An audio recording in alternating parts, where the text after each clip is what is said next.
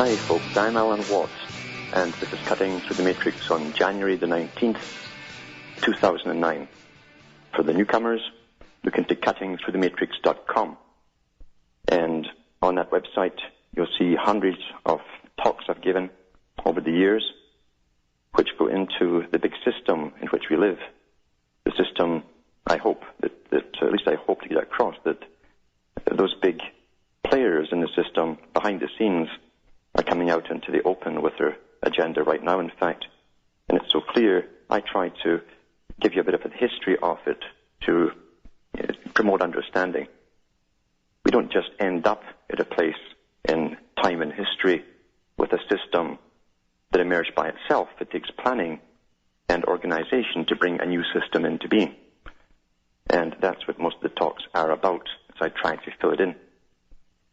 Also look into Alan Watt Sentinel.eu for transcripts, which you can download, print up. And they're off the audio talks, but you can print them up. They're done in the various languages of Europe. Pass them around to your friends.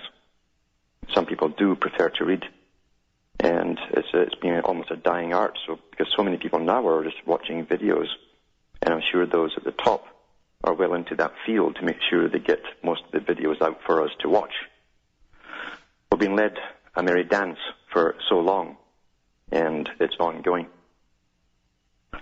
Last week I went into some of the techniques that have been used on the public, the form of mind control, and I've given a lot of links to various exposés from professional people who've gone into the histories of these particular techniques, how they've been put across on the public and how it affected the public. And you can't help but watch all of these particular video series without coming to the conclusion that we are so easily led. We are so easily led. That's the frightening part of it. It's easy when you're young to be led because we don't know. We don't have the wisdom that comes through experience. We don't have the memory of something in the past where we've seen the cons played before, the same types of cons, and we don't have that to fall back on. Today we don't have the intergenerational network to pass on this kind of knowledge to the young. In fact, a very good job has been done at separating the generations so they don't really communicate to each other. And for the young, there's a whole specialized profession dealing with giving them their thoughts. The whole idea is so we never arrive at any concrete kind of proof or evidence. People are all over the map with what they think is going on. So you have confusion. When people are in massive confusion, they cannot get organized. And if they can't get organized, then they are dominated. That's well understood at the top. And part of tonight's talk will be going into this organizational process that's been used by professionals. We saw it in the Cold War, where the communist system was really at the cutting edge of organizational abilities. This was also adopted by the CIA and MI6 in the West primarily, when they merged together, those two organizations, the latter two, to supposedly combat the communist threat. And it's interesting, as I say, when you go even further back to find out the big players, even within what was called the OSS and eventually the CIA, they belonged to the international groups that wanted world government, like the Council on Foreign Relations and the Royal Institute of International Affairs. Tonight, I'm going to give some excerpts from a book which goes into this, and it's very interesting. Back after the following messages.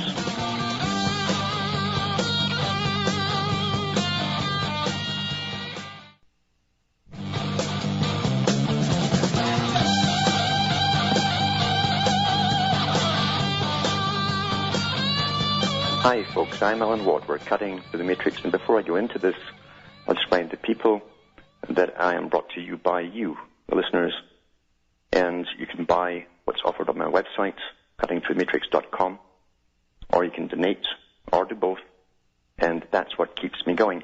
I don't ask any of the stations I'm on, or any of the shows I've been on, for money. It's up to you to keep it going. if you like what you're hearing. I try not to go into the daily news so much, because I think that's evident for us all to see that big things are happening as we move into the next transition phase, a phase that was planned long ago, where the whole world is to be brought into a new economy and a new regimented way of living from birth to death, watched to the grave by cameras, all your information collected, electronic information, and stored in data banks. They've announced, I think, in Britain, that they'll keep all information, all telephone calls, everything up to 10 years or more. And that will happen elsewhere if it's not already been done. Most of this stuff has already been done anyway. And getting back to this book, and I'll mention the name of it near the end of the show. Otherwise, I'll be running off to look it up on the internet, and you won't hear what I have to say. So I'm giving you a shortcut to the book, so just listen, and it's quite interesting. The OSS was the precursor of the CIA, and it was set up during World War II as a combination of Britain's Secret Service and the United States' new Secret Service. They worked out of Chatham House, which is the head office, that's the main quarters of the Royal Institute for International Affairs, another private organization, so we're told. Personally, I don't think so. The evidence points to the fact that the Royal Institute of International Affairs and the CFR are basically a secret service unto themselves, working for the establishment. And this book actually goes into some of this. And if you can actually read it and see all the names of the people who belong to it, it'll give credence to what I'm talking about. It says here, governed by legislation which prohibited little and countenanced virtually anything, OSSers, or Ossers, sometimes they call themselves in The Wizard of Oz, found themselves roving wartime Europe like latter-day proconsuls. The first OSS man to reach Bucharest after the German withdrawal in autumn 1944 became a regular guest at meetings of the Romanian cabinet and boasted to his colleagues, "Before they vote on anything, they ask me what I think. They pass all my laws unanimously. I never thought running a country was so easy, but running a country was precisely what most OSSers were brought up to do." Recruiting from the heart of America's corporate, political, academic, and cultural establishment, Donovan had assembled an elite corps which hailed from America's most powerful institutions and families. Members of the Mellon family held espionage posts in Madrid, London, Geneva, Paris. Paul Mellon worked for the Special Operations Executive in London. His sister Ailsa, once known as the world's richest woman, was married to his commanding officer, Chief of OSS London, David Bruce, son of a U.S. senator and a millionaire in his own right. J.P. Morgan's sons were both in the OSS. The families Vanderbilt, DuPont, Archibald, Standard Oil, Ryan. He was also in Equitable Life Insurance. Wheel, Macy's department store, Whitney were all represented in the ranks of Donovan's secret army. This is far from having risked their future status. Their period in the OSS enhanced their reputations and offered another network to combine with the old school tie that had brought them together in the first place. So there was also personal ambitions involved too. This and their initiation into illegality and unorthodoxy was to provide a rich resource for the CIA, because the OSS transformed into the CIA. In fact, the OSS was disbanded by President Truman, who said he didn't want another Gestapo running the United States of America. To continue here, it says, it was this historic elite, the Ivy Leaguers, who cast their influence over America's boardrooms, academic institutions, major newspapers and media, law firms and governments, who now step forward to fill the ranks of the fledgling agency. Many of them hailed from a concentration in Washington of 100 or so wealthy families known as the cave dwellers, who stood for the preservation of the Episcopalian and Presbyterian values that had guided their ancestors. Schooled in the principles of robust intellect, athletic prowess, politesse, and solid Christian ethics, they took their example from men like the Reverend Endicott Peabody, whose Groton School, run along the lines of Eton, Harrow, and Winchester, was the alma mater of so many national leaders. Trained in the Christian virtues and the duties of privilege, they emerged believing in democracy but wary of unchecked egalitarianism. Reversing Willy Brandt's celebrated declaration, "We are the elected of the people, not the elect," this was the elect who had not been elected. And then on page 96 of this particular book, and this goes into culture because this is what it was all about. Most of the Cold War had nothing to do with espionage as we think of it. It was to do with a battle for people's minds. Both the Soviets, or the Soviet elite, and the elite of the US and Britain and other countries in Europe were more afraid of the minds of the public being stolen by the winners.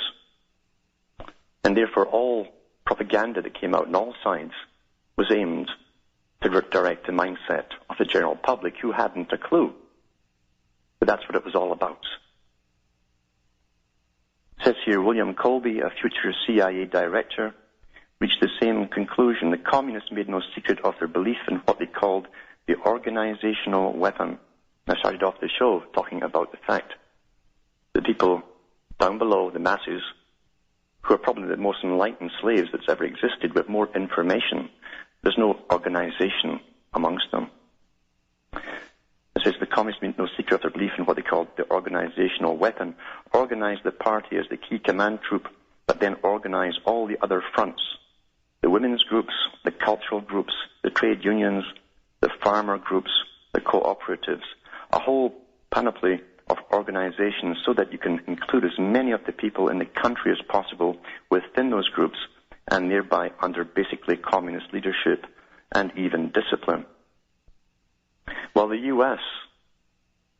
and its think tanks, and it's mentions in here the CFR too, being one of them,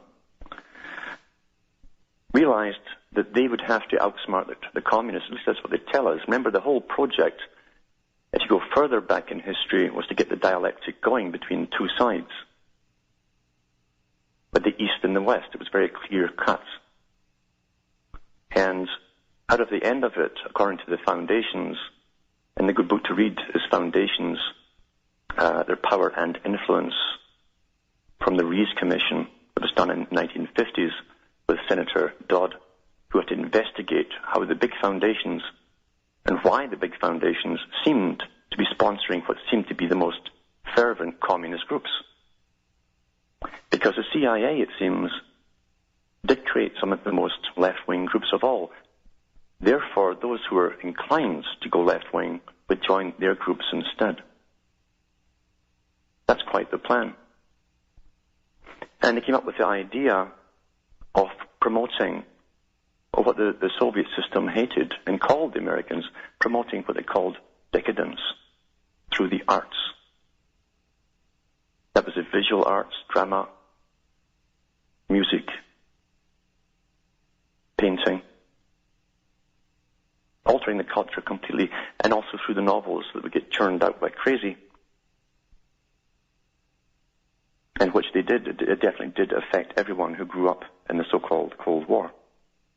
Remember in the Cold War too, the people weren't taking it seriously enough in a lot of the countries. It was Bernays who came up with the idea, Bernays that I mentioned last week. He came up with the idea of training the children to get under their tables in the classroom to get it home to them that this was real, to make them afraid.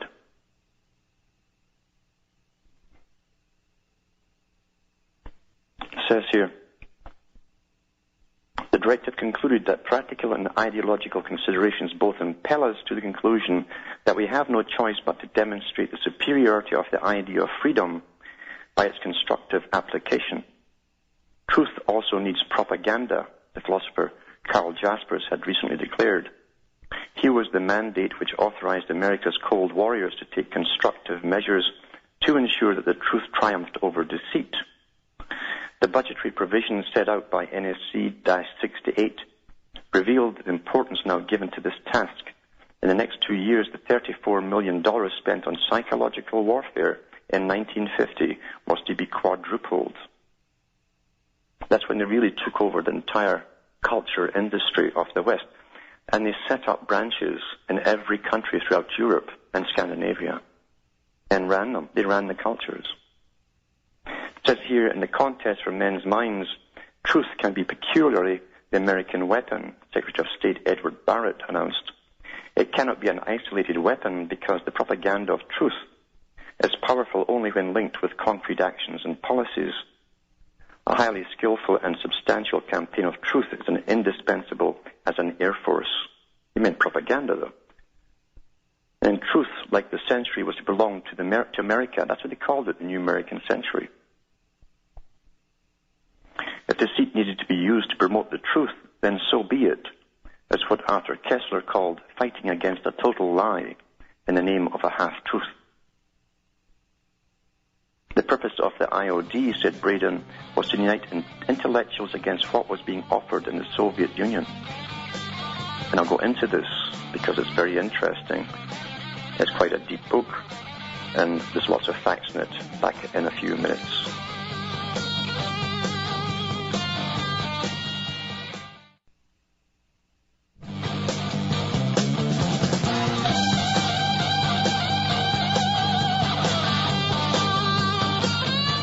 Hi folks, I'm Alan Watt, and we're cutting through the matrix, and we're discussing the techniques used during the Cold War. And we've got to keep in mind that if the CIA was running the cultural industry right up until the Berlin Wall fell down, they would never give it up afterwards. In other words, they're still running it. The author of this particular book did a lot of research and she tried to get information from the CIA under the Freedom of Information Act. She was told that even the few questions she'd asked and the access to some documents would cost up to $30,000. So she had to go into private archives from people who'd been in the CIA and get access to this kind of data.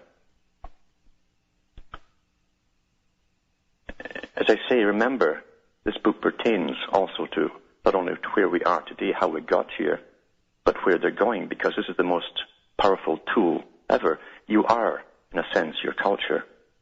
Whatever culture is given to you, you are it. You're in it.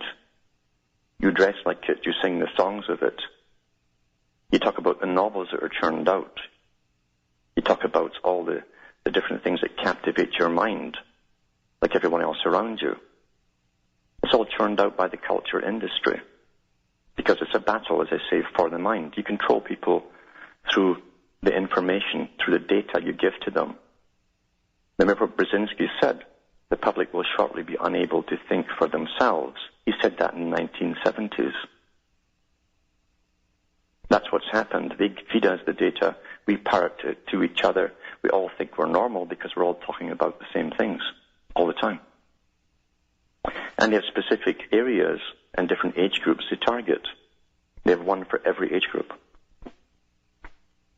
It says here, the purpose of the IOD, said Braden, was to unite intellectuals against what was being offered in the Soviet Union.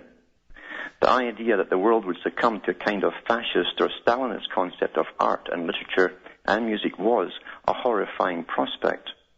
We wanted to unite all the people who were artists, who were writers, who were musicians, and all the people who followed those people to demonstrate that the West and the United States was devoted to freedom of expression and to intellectual achievement without any rigid barriers as to what you must write and what you must say, and what you must do and what you must paint, which was what was going on in the Soviet Union. I think we did it damn well, said Braden. And at that time, when the world was being turned upside down, all this weird art would come out. And people would think it was all the left-wingers that were doing it. It wasn't. It was the CIA teams that were doing this. They hired novelists, and it says in the book too, that many of whom would never have made it on their own. And artists that had been starving because no one would buy their art. They made them famous. And they promoted nihilism. Nihilism. tie that in with what Bertrand Russell said, who was also part of this group as well. He said, to control people, you must create a form of apathy. And that's what nihilistic art is designed to do.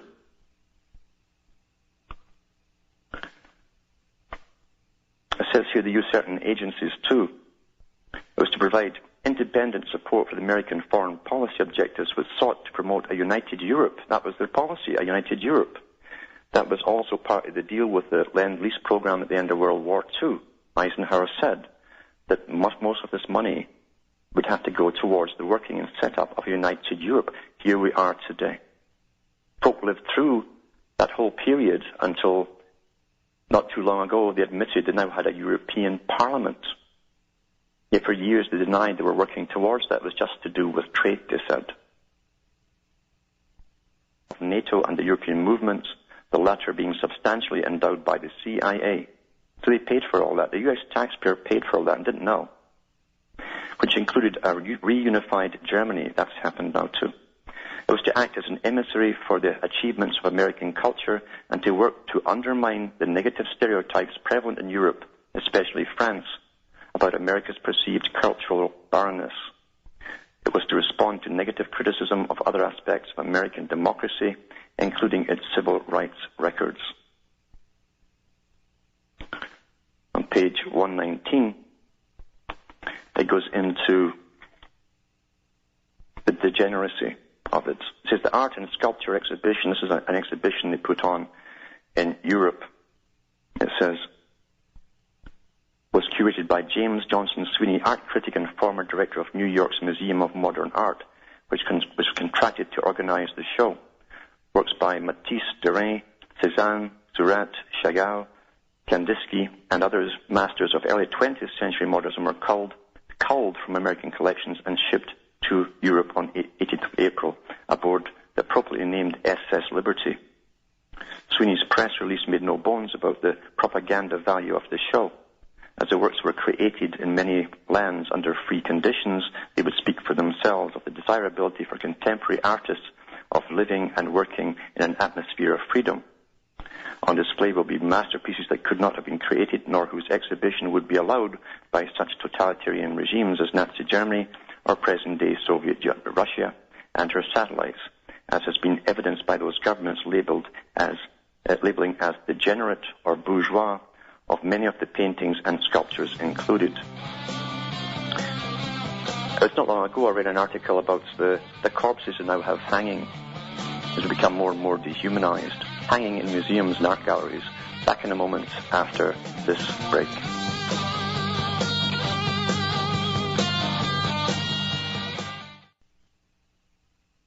You're listening to the Republic Broadcasting Network, because you can handle the truth.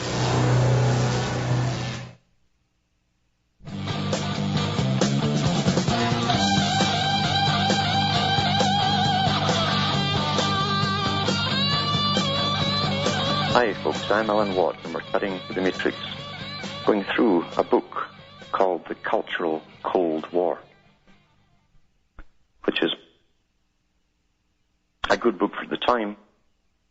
I'm sure that's all we'll be allowed to know because this woman has done her research, and I'm sure too that she probably was told just how far she could go in bringing out this kind of information. Remember, we were always dished out information about 40 or 30 years after the events. That's pretty well standard.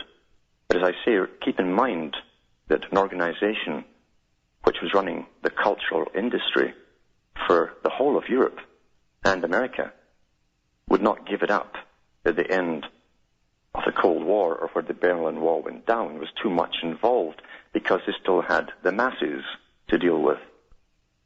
And they would not allow the masses to go off in different directions when they already had them on the same path. And that's what had happened by then. As I say, they're putting on these massive shows, these art shows across the world, all funded by the taxpayers. Art that you probably would never have bought yourself. Art that many of the painters, as I say, if they tried to sell it, would have died in death and they'd been destitute because no one wanted it. And the big foundations were involved because they were promoting this art has been the end thing. All the big magazines at that period were promoting this nihilistic art, and they were saying that Mrs. Rockefeller was buying it. Lots of it. It's the end thing. And that's how people are. They want to copy. If this is the end, I want it too. It was all nihilism, basically. But they did the same with the music and various other techniques as well. And churned out novels after novels by third-rate writers, made them popular. Going on to 132, page 132, it says, the fundraising arm of the Free Europe Committee was a crusade for freedom for which a young actor named Ronald Reagan was a leading spokesman and publicist. The crusade for freedom was used to launder money to support a crusade for freedom, to support a program run by Bill Casey, the future CIA director, called the International Refugee Committee in New York, which allegedly coordinated the exfiltration of Nazis from Germany into the States, where they were expected to assist the government in its struggle against communism. There's a lot of this stuff just coming out in Britain now about Britain bringing in lots of these ex-Nazis too. It was kept very quiet there. Dulles, this is the Dulles family. Dulles kept a firm grip on the committee by placing CIA officers in key positions. If a problem arose which needed to be resolved out of channels, Dulles would simply call a meeting with the committee's principals in a New York club or hotel. Top-secret documents record a series of such meetings convened by Dulles at the Knickerbocker Club and the Drake Hotel, in this case in a bedroom booked for the occasion. How many Cold War campaigns were waged from hotel bedrooms? Other meetings were held in Alan Dulles or Frank Wisner's offices at CIA headquarters. The USA was a big operation, very big, said the narrator of Humboldt's Gift.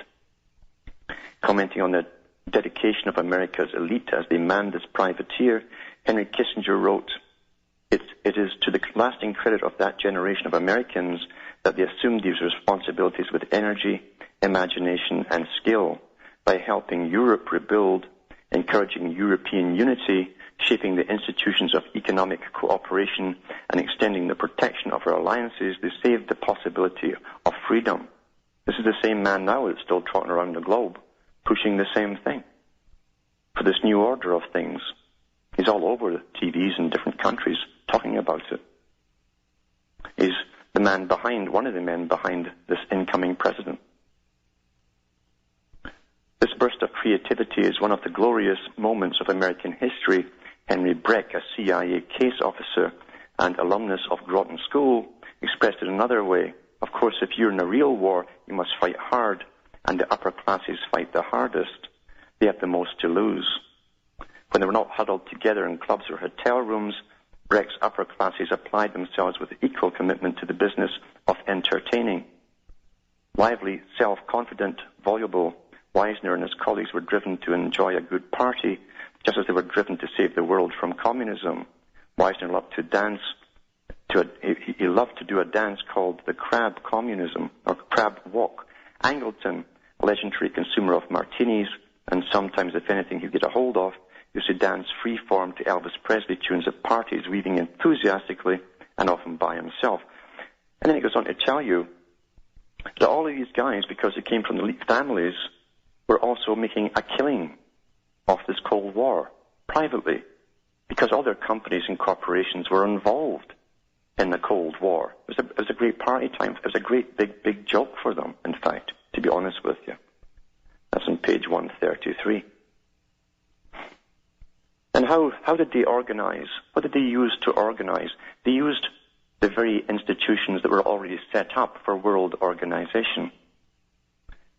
On page 134, it says the use of philanthropic foundations was the most convenient way to pass large sums of money to agency projects without alerting the recipients to their source.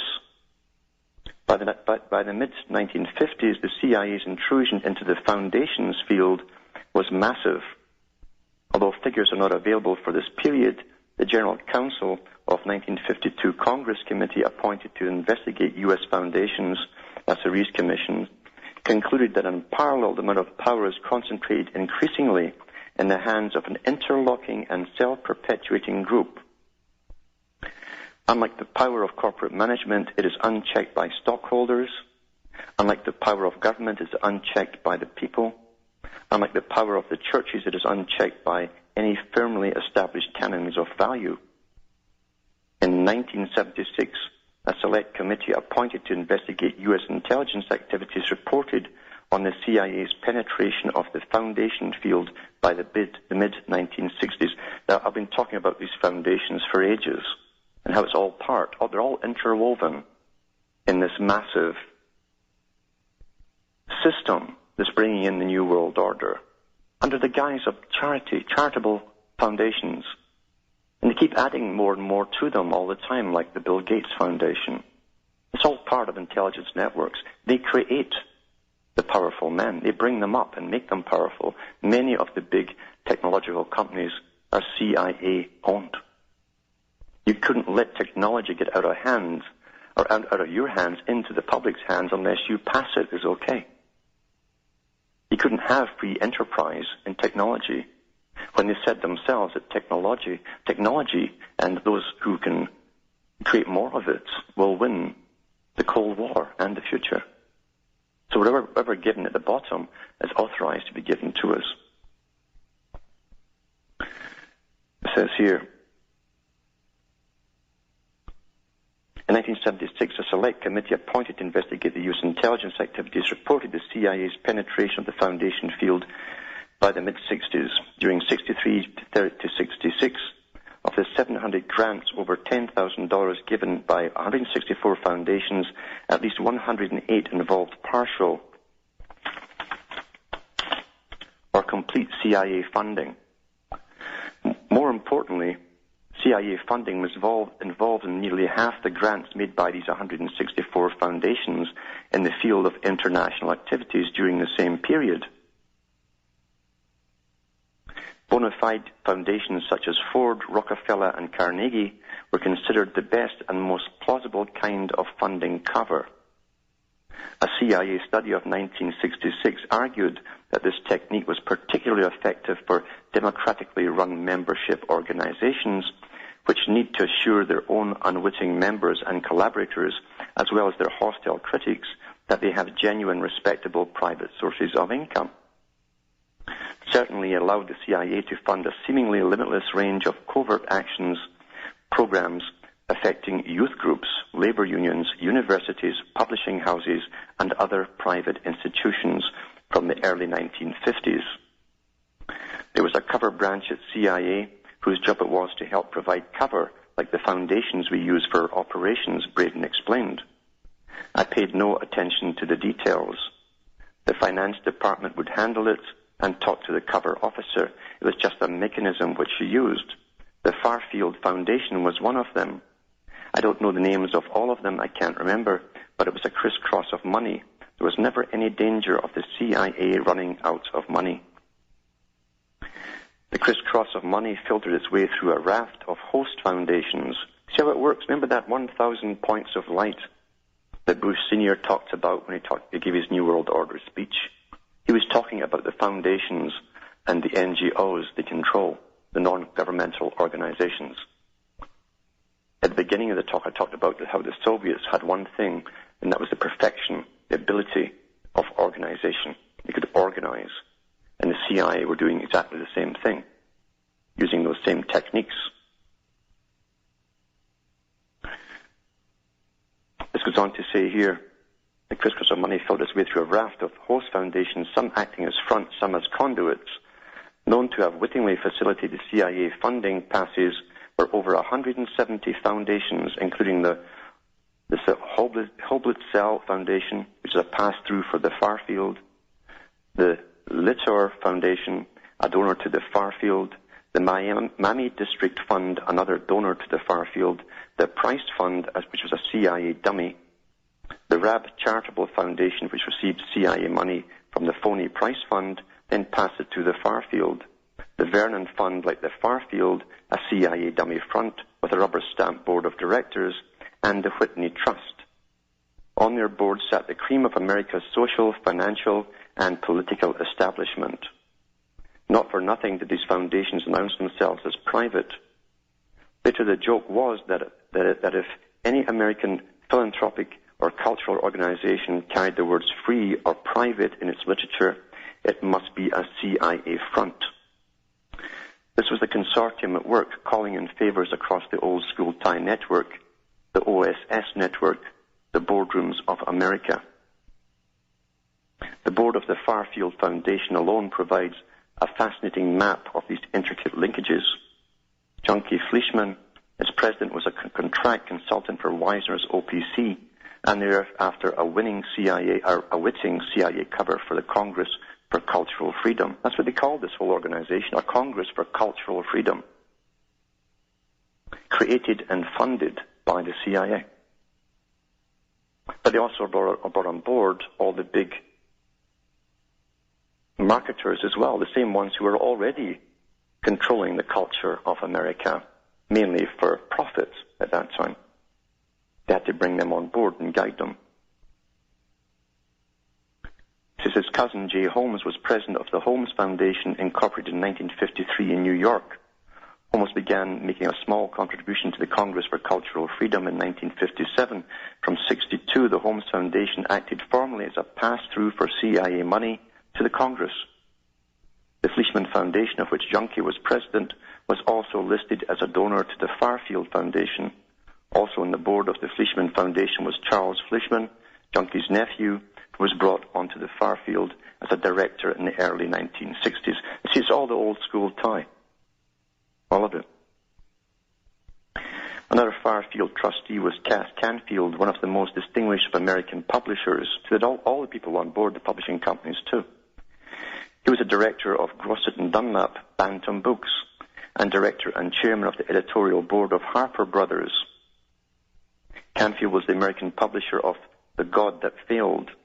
He enjoyed prolific links to the world of intelligence, both as a former psychological warfare officer. A psychological warfare officer owns big publishing companies. Think about it.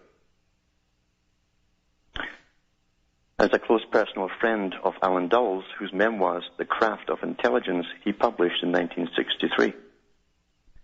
Canfield had also been an activist and fundraiser for the United World Federalists in the late 1940s. You think it was the communists who were trying to take over the world? His then president was Cord Meyer, later Tom Braden's deputy, who revealed that one technique that we used was to encourage those who were members who had influential positions in professional organizations, trade associations, or labor unions to lobby for passage at their annual conventions of resolutions favorable to our cause. I've always mentioned how you got to be careful of groups and associations that you join. And even when you start your own group up or association, it will be infiltrated. It will be. And eventually someone will rise to the top that you'll all like, that will lead you off into the same direction that we're supposed to go in. And that's where we're supposed to go, is the United Nations, where we debate everything there and put it on the table. In 1954, Canfield headed up a Democratic Committee on the Arts. He was later one of the Democratic Committee founding members of ANTA, American National Theatre Academy, reactivated in 1945 as the equivalent of the Foreign Affairs branch of American theatre, alongside Jock Whitney, another partner of the CIA's quiet channels. Canfield was a friend of Frank Platt, also a Farfield director and a CIA agent. In the late 60s, Platt helped Michael Joselson. He's quite the character. He goes right through his whole personality in this book. Get a job with Canfield at Harper's. Canfield was also a trustee of the France-America Society, alongside C.D. Jackson, Grayson Kirk, president of Columbia University, David Rockefeller, and William Burden, who was its president. William Armistead Moal Burden, as well as being president of the France-America Society, was a director of the Farfield. A great-great-grandson of Commodore Vanderbilt, Burden was key presence in the American establishment. He was a member and director of the Council on Foreign Relations. Remember, the Council on Foreign Relations, as I say, is a branch of the Royal Institute of International Affairs. And its goal His mandate was to set up world government.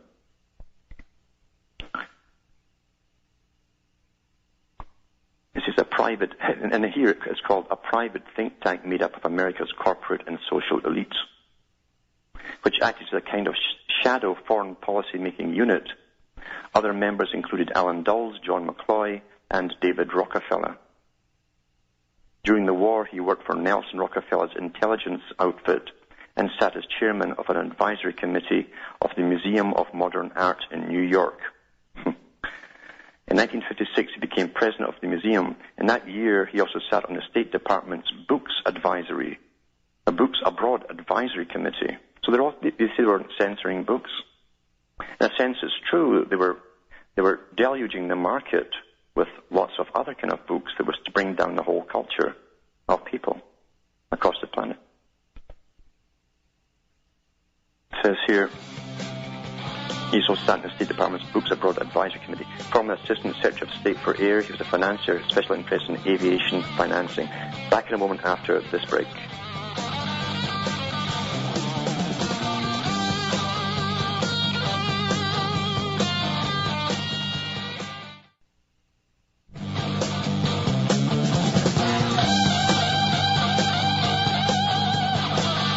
Hi folks, I'm Alan Watt, and we're cutting through the matrix. We're actually rushing through a book here. And this book is called The CIA and the World of Arts and Letters, The Cultural Cold Wars by Francis Stoner, S-T-O-N-O-R, Saunders, S-A-U-N-D-E-R-S, Francis Stoner Saunders. And I'll try to get in this last little page here. Page 144.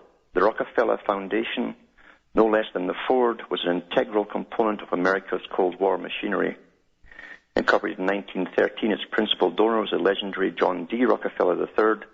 It had assets exceeding $500 million, not including an additional $150 million in the Rockefeller Brothers Fund, Inc., a major think tank which was incorporated in New York in 1940. In 1957, the fund brought together the most influential minds of the period under a special studies project whose task was to attempt a definition of American foreign policy. Subpanel 2 was designated to the study of international security objectives and strategy. Remember, too, they're also talking, when they say international objectives and security objectives, they're talking about their own wealth taking over the resources of the planet.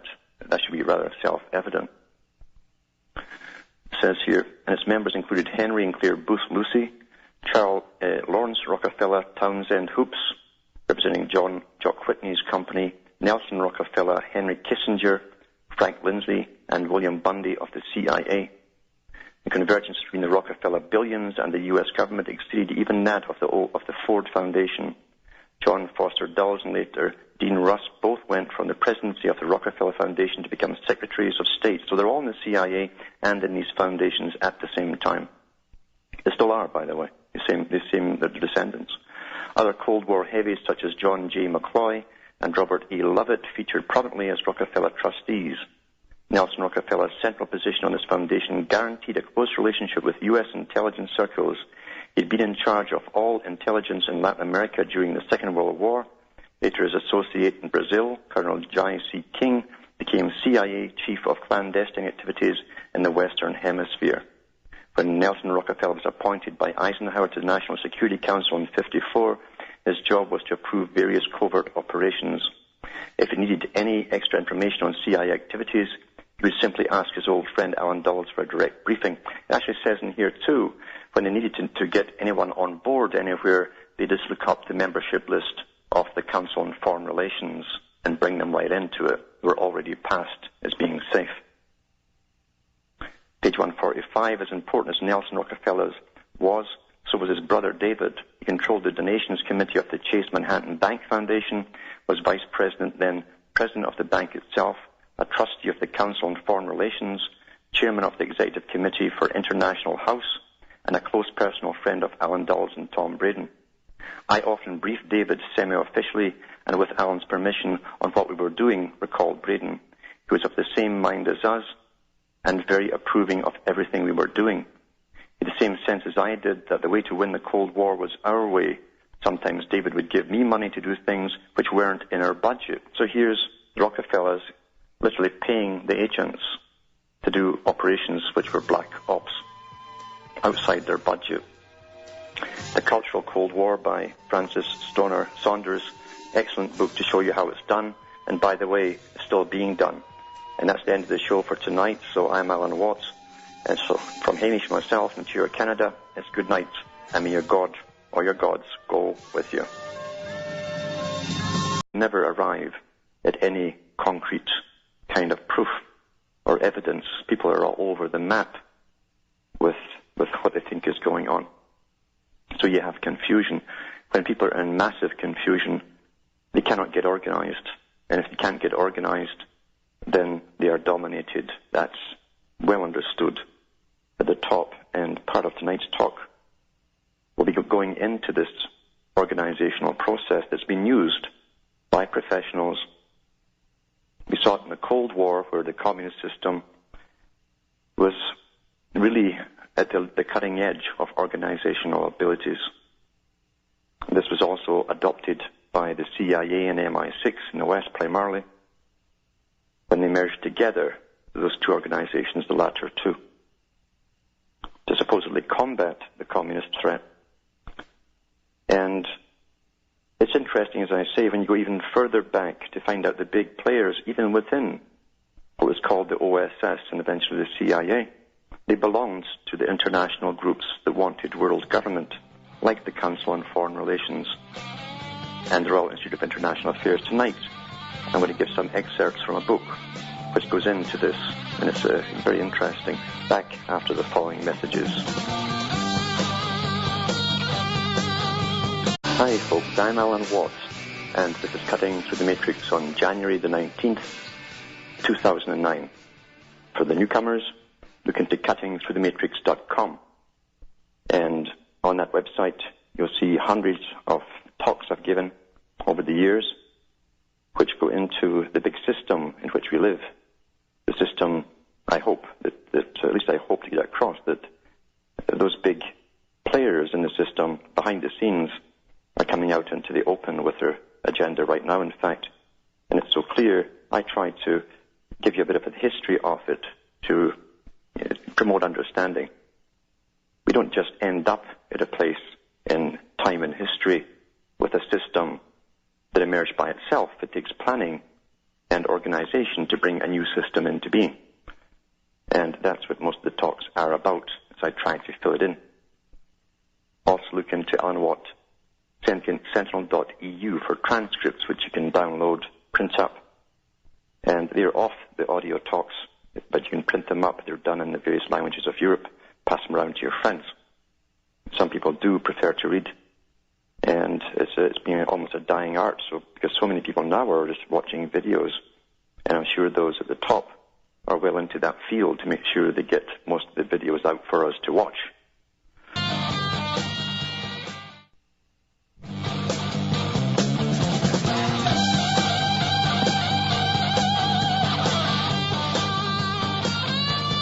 Hi folks, I'm Alan Watt. We're cutting through the matrix, and before I go into this, I'll explain to people that I am brought to you by you, the listeners, and you can buy what's offered on my website, cuttingthroughthematrix.com, or you can donate, or do both, and that's what keeps me going. I don't ask any of the stations I'm on, or any of the shows I've been on, for money. It's up to you to keep it going, if you like what you're hearing. I try to not to go into the daily news so much, because I think that's evident for us all to see, that big things are happening as we move into the next transition phase, a phase that was planned long ago, where the whole world is to be brought into a new economy and a new regimented way of living from birth to death, watched to the grave by cameras, all your information collected, electronic information, and stored in data banks. They've announced, I think, in Britain, that they'll keep all information, all telephone calls, everything up to 10 years or more. And that will happen elsewhere if it's not already been done. Most of this stuff has already been done anyway. We're being led a merry dance for so long, and it's ongoing. Last week I went into some of the techniques that have been used on the public, the form of mind control, and I've given a lot of links to various exposés from professional people who've gone into the histories of these particular techniques, how they've been put across on the public and how it affected the public. And you can't help but watch all of these particular video series without coming to the conclusion that we are so easily led. We are so easily led. That's the frightening part of it. It's easy when you're young to be led because we don't know. We don't have the wisdom that comes through experience. We don't have the memory of something in the past where we've seen the cons played before, the same types of cons, and we don't have that to fall back on. Today we don't have the intergenerational network to pass on this kind of knowledge to the young. In fact, a very good job has been done at separating the generations so they don't really communicate to each other. And for the young, there's a whole specialized profession dealing with giving them their thoughts. The whole idea, so we're getting back to this book, and I'll mention the name of it near the end of the show. Otherwise, I'll be running off to look it up on the internet, and you won't hear what I have to say. So I'm giving you a shortcut to the book, so just listen, and it's quite interesting. The OSS was the precursor of the CIA, and it was set up during World War II as a combination of Britain's Secret Service and the United States' new Secret Service.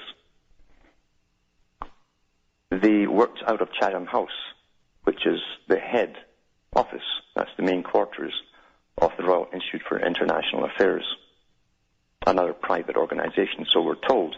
Personally, I don't think so. The evidence points to the fact that the Royal Institute of International Affairs and the CFR are basically a secret service unto themselves, working for the establishment. And this book actually goes into some of this. And if you can actually read it and see all the names of the people who belong to it, it'll give credence to what I'm talking about. It says here, governed by legislation which prohibited little and countenanced virtually anything OSSers or OSSers, sometimes they call themselves in the Wizard of Oz,